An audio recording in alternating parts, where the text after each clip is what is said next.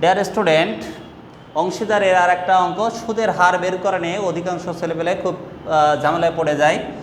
কয়েকটি অংশীদার ব্যবসায়ের অংশীদার প্রতি মাসের মাঝে, আমরা জানি মাঝে হলে 6 দিয়ে গুণ করতে হয়, ব্যবসা হতে 2500 টাকা করে উত্তোলন করে উত্তোলনের উপর 1125 টাকা সুদ হলে সুদের হার কত? অপশনগুলোতে অ্যান্সারগুলো দেওয়া আছে। আমরা সুদের হারটা বের করব কিভাবে? আমরা উত্তোলনের সুদটা বের করি, উত্তোলন গুণ সুদের হার গুণ মাসের মাঝে বলেছে তাই 6 দিয়ে গুণ করি, তাই 6। তাহলে দেখা যাক উত্তোলনের সুদটা আমাদের দেওয়া আছে 1125 টাকা, উত্তোলন দেওয়া আছে 2500, আর সুদের হারটা বের করতে বলছে তাই সুদের হারটায় রেখে দিলাম। সুদের হার ইন্টু 6 বলতে আমাদের মাঝে বলেছে তাই, তাহলে এটা আমরা গুণ আকারে আছে, তাহলে গুণকে আমরা ভাগ করে দিতে পারি। 1125 ইকুয়াল এটা গুণ করলে 6 25 150 মানে 15,000 একবারে লিখতে পারি ইন্টু সুদের হার।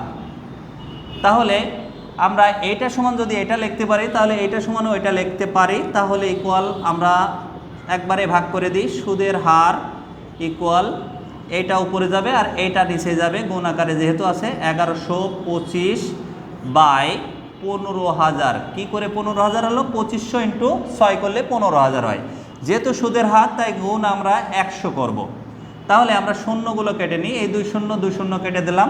তাহলে এখানে আসছে আমাদের 150 আর উপরে আছে 1125। তা আমরা যদি 150 কাটি তাহলে 3 5 15 30, 5 দিয়ে কাটলে 30 হয়। তাহলে এর ভেতরেও 5 দিয়ে যাবে, 5 দুগুণী 10, 1 থাকে, 5 দুগুণী 10, 2 থাকে, 5 5 25। এটার ভিতরে আবার কাটাকাটি করা যায়, 5 দিয়ে কাটলে 5 6 30, আর এখানে 5 দিয়ে কাটলে 4 5 20, 2 থাকে, 5 5 25, তাহলে 45। উপরে 45, নিচে 6। আমরা একটু আলাদা করে ভাগ করে দিই সবার বোঝার সুবিধার্থে। 6 আর 45, 45-এর মধ্যে 6 আমরা 7 বাদ দিই, 6 7 42, তাহলে 42 নামছে 3, 3-এর মধ্যে যায় না, পয়েন্ট দিয়ে আমরা 0, 6 দিয়ে গুণ করলে 5 6 30, তাহলে আমাদের আনসারে চলে আসলো 7.5। অপশনে 3 নম্বরে মানে সিতে আছে 7.5। এই দিলেই সুদের হার বের করা সম্ভব হবে।